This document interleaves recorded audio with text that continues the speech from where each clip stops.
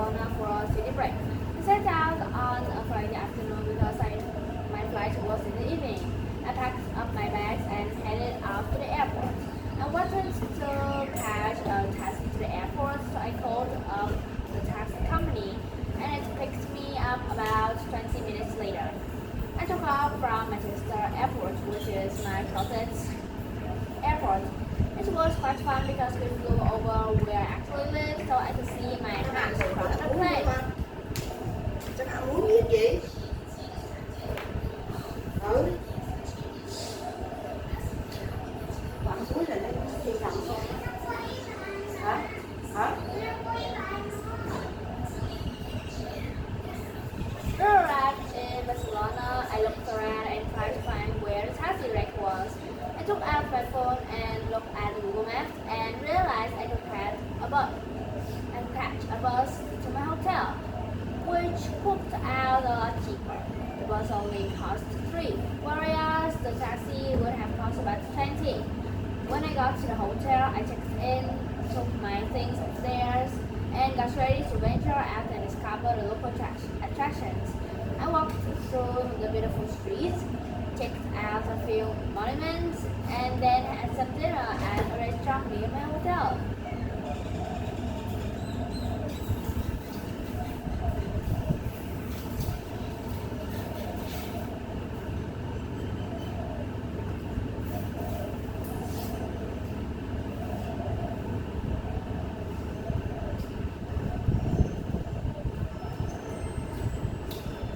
When I travel, I usually only book bed and breakfast, which includes accommodation and breakfast in the morning, but doesn't include lunch or dinner.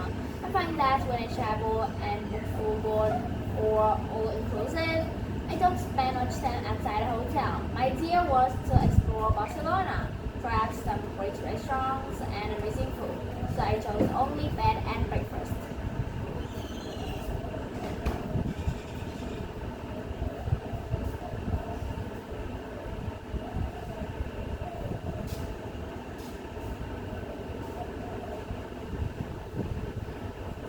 On Saturday morning, I woke up and decided to join a guided tour.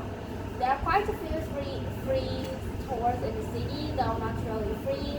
You have to give a tip at the end. You have to give a tip at the end. It's quite cheap and it works out a lot cheaper than going on any other type of tour.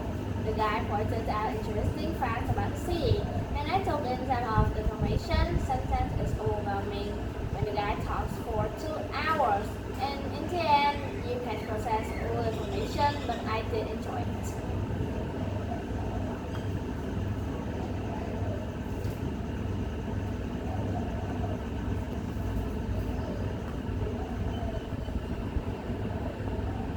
Then I decided to go on a tour bus to explore more places that were a bit further away. I got off at almost every stop, and it was a great idea because I didn't have to keep catching different buses. I only had to go to the bus stop where I had got off and wait for about 10 minutes. People don't like these tour buses because they keep pulling in to pick up and drop off people. And sometimes there is quite a lot of traffic. For example, in London, it's not really worth it because there is so much traffic that you're sat in it for most of the time.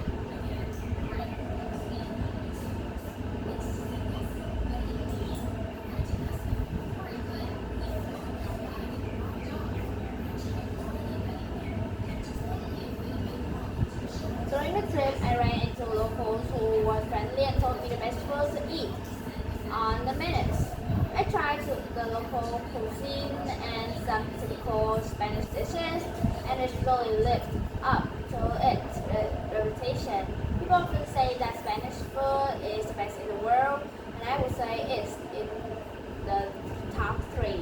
Barcelona has many museums, pubs, and hidden gems, and the fact that it's right next to the sea. So you can easily go for a walk on the promenade and see the yachts.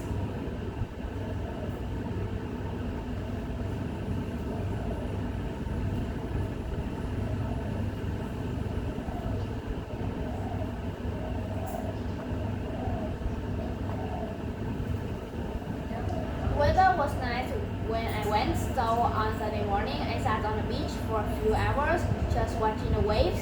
On Sunday afternoon, I decided to go and see the Sagrada Familia again, which is one of the cathedrals. I'm sure that you have seen a picture of it before. The first time I went, I couldn't get a good look at it because there were so many people who was packed.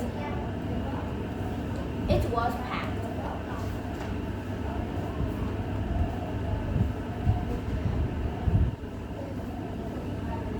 After that, I knew my journey was coming to an end. I looked back on all things that I had done in those 2 days.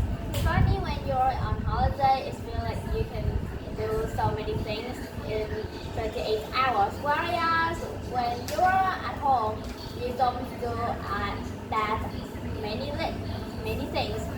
I took a look at my checklist and made sure that I had checked off all the items from my bucket list. The city really captivated me, and I know that I would be going back again, especially for a city break because it's a nice city to visit for just 2 or 3 days. It's only 2 hours flight from England, so it's not too far from me. On Sunday evening, I packed up my souvenirs and all my things. Checked out, I felt quite sad to set off for home because I felt like I could have stayed only a few more days. But I couldn't wait to get home to share my experiences with my friends and family.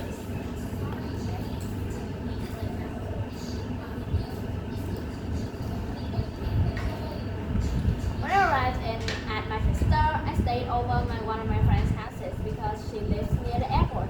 We started looking at ways to backpack through Europe. We actually came up with the idea that night and booked it for the next summer. So that gave us something to look forward to.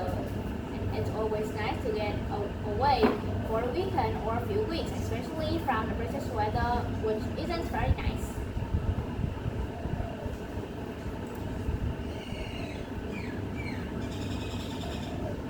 And if you like the video, please give a thumbs up and subscribe to the Elephant English podcast.